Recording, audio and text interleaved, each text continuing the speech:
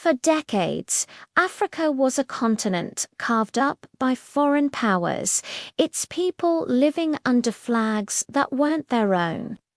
But after World War II, the winds of change began to blow.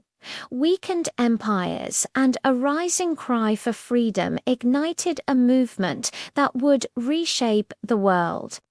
From the bustling cities to the quietest villages, a powerful idea spread.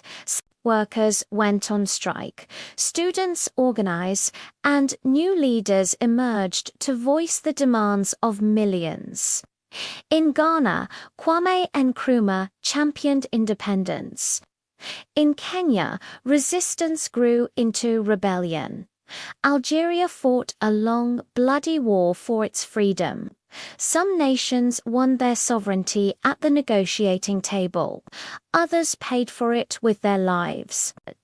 By the 1960s, the map of Africa was redrawn. Dozens of new nations were born.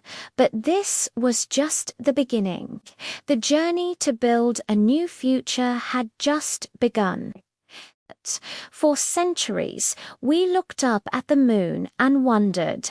Poets dreamed, scientists calculated, but no one had ever touched it until 1969, amid the tense Cold War space race. The United States launched Apollo 11, a mission that would change everything. On board were three men: Neil Armstrong, Buzz Aldrin, and Michael Collins. Millions watched as the rocket thundered into the sky, leaving Earth behind. On July 20, 1969, with fuel critically low, the lunar module Eagle descended. Then the words echoed across the globe: "The Eagle has landed." Hours later, Neil Armstrong took that historic first step, saying, "That's one small step for man, one giant leap for mankind." For the first time, a human stood on another world. The moon landing wasn't just a victory, it was proof of our courage and ingenuity.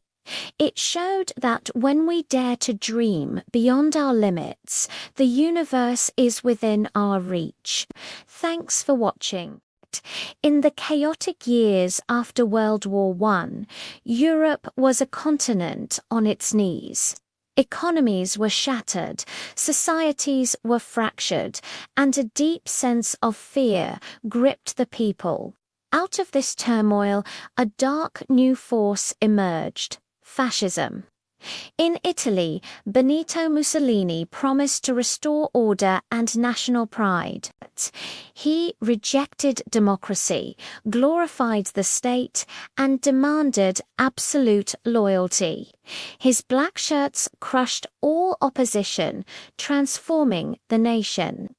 Meanwhile, Germany, crippled by economic hardship and humiliated by the Treaty of Versailles, became fertile ground for extremism. Fascism offered simple solutions to complex problems, promising strength and unity but delivering oppression and hatred.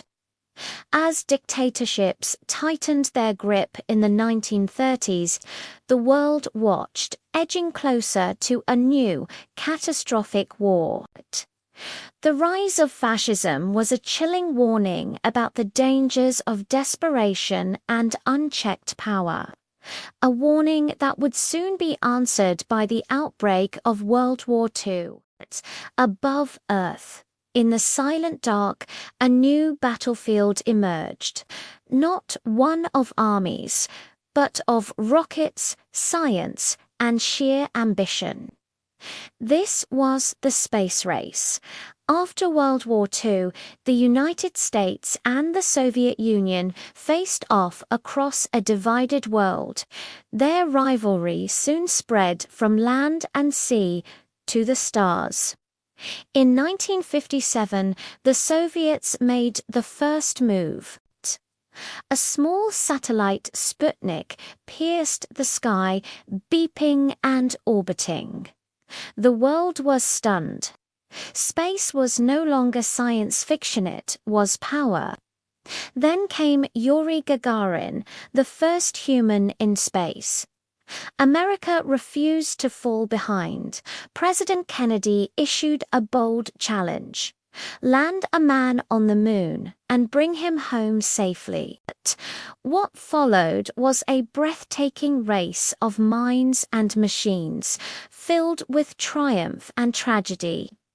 Finally, in 1969, Neil Armstrong took one small step, and humanity took a giant leap. It was a race born from rivalry, but it gifted us with wonder. After World War II, the world was left in ruins. Cities were nothing but rubble, and millions of lives were lost. The trust between countries was completely broken. Everyone agreed on one thing: this could never happen again. So, on October 24, 1945, the United Nations was born. This wasn't about power, it was about peace. Its mission was to stop wars, defend human rights, and encourage nations to work together. Delegates from 50 countries signed the UN Charter, making a powerful promise. From the ashes of war, hope finally emerged. The UN became a place for nations to talk, listen, and solve problems together, launching programs to help the poor, protect refugees, and mediate conflicts.